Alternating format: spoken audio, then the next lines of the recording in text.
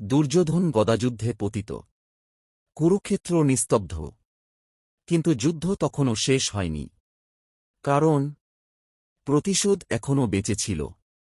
সে প্রতিশোধের নাম অশ্বত্থামা। অন্ধকার রাত নেমেছে কুরুক্ষেত্রে, পাণ্ডব শিবিরে। সবাই ক্লান্ত হয়ে ঘুমিয়ে পড়েছে। শিবিরে আলো নেই, অস্ত্র নেই, সতর্কতাও নেই।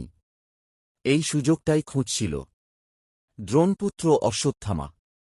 তার চোখে আগুন, হৃদয়ে একটাই চিন্তা, আমার পিতার অপমান আমি ভুলব না।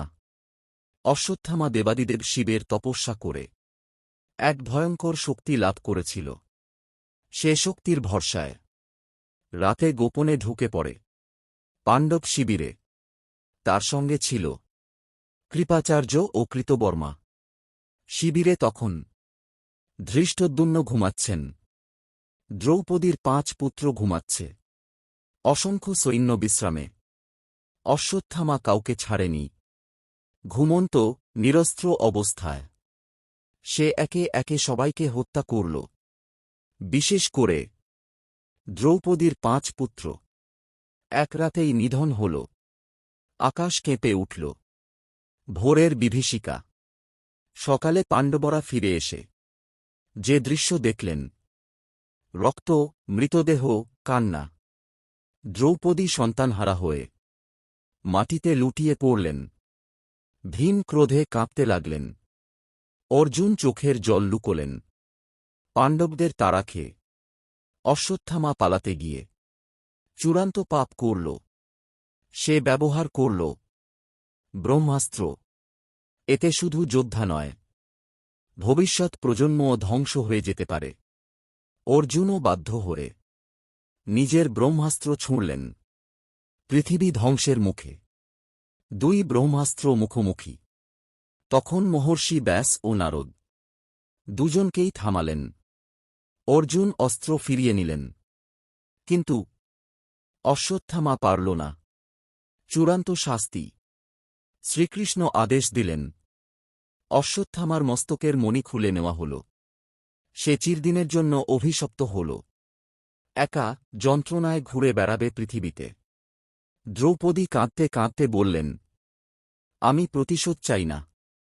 আমি শুধু এই পাপের অবসান চাই। যুদ্ধের সত্যিকারের শেষ এই রাতের নৃশংসতার মধ্যে দিয়েই। মহাভারতের যুদ্ধের সবচেয়ে অন্ধকার অধ্যায় শেষ হয়। ধর্ম জিতেছিল, কিন্তু মূল্য ছিল ভয়ঙ্কর। কুরুক্ষেত্রের যুদ্ধ শেষ। পাণ্ডবদের জয় হয়েছে। কৌরবরা সবাই নিহত। হস্তিনাপুরে নেমে এসেছে শোক আর নিস্তব্ধতা। রাজা ধৃতরাষ্ট্র, চোখে আলো নেই, কিন্তু বুক ভরা আগুন। এক মুহূর্তে পুত্র হারানোর যন্ত্রণা তার হৃদয়কে পাথর বানিয়ে দিয়েছে। ধৃতরাষ্ট্র মনে মনে ভাবলেন, ভীমই আমার ছেলেদের ধ্বংস করেছে, বিশেষ করে দুর্যোধনকে। আজ আমি তাকে শেষ করব। তিনি জানতেন, ভীম তাঁর সামনে এলে ক্রোধ সামলাতে পারবেন না। পাণ্ডবদের পক্ষ থেকে ভীম প্রণাম করতে এলেন। তিনি মাথা নত করে বললেন, মহারাজ, আপনার চরণে প্রণাম। ধৃতরাষ্ট্র তখন দাঁড়িয়ে। চোখে নেই দৃষ্টি, কিন্তু বাহুতে ছিল অসাধারণ শক্তি, শত হাতির সমান বল। ধৃতরাষ্ট্র হঠাৎই ভীমকে বুকে টেনে নিলেন। এক ঝটকায় ভীমকে আলিঙ্গন করলেন। ভীম বুঝে গেলেন, এটা স্নেহ নয়, এটা মৃত্যু।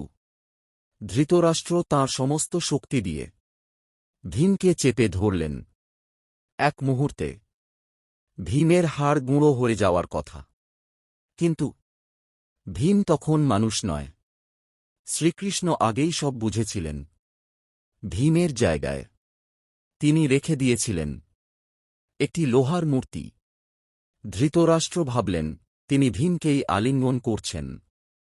তিনি শক্তি প্রয়োগ করলেন। লোহার মূর্তিটা চূর্ণবিচূর্ণ হয়ে গেল।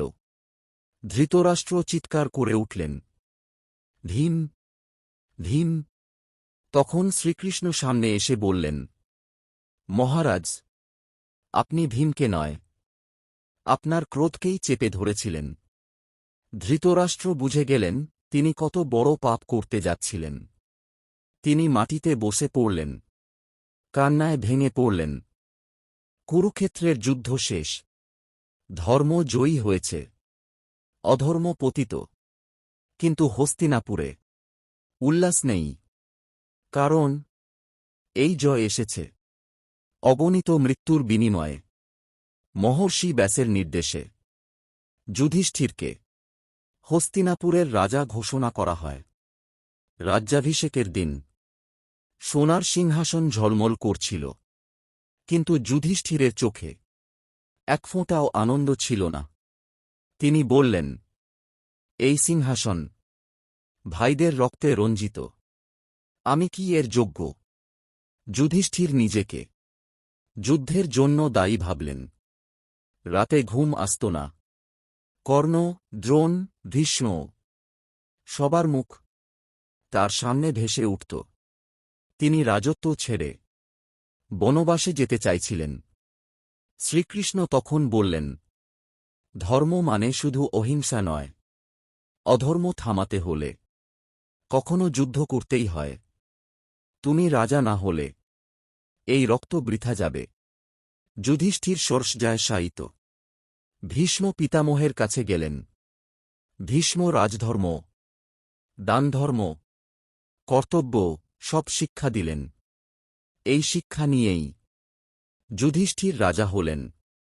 সময়ের সঙ্গে হস্তিনাপুরে শান্তি ফিরল, প্রজারা সুখী হল। যুধিষ্ঠির হলেন ধর্মরাজ। তবু তার হৃদয়ে কুরুক্ষেত্রের যুদ্ধ চিরকাল বয়ে বেড়াল। মহাভারত শুধু যুদ্ধ নয়, জয় মানেই সুখ নয়, ধর্ম মানেই সহজ পথ নয়।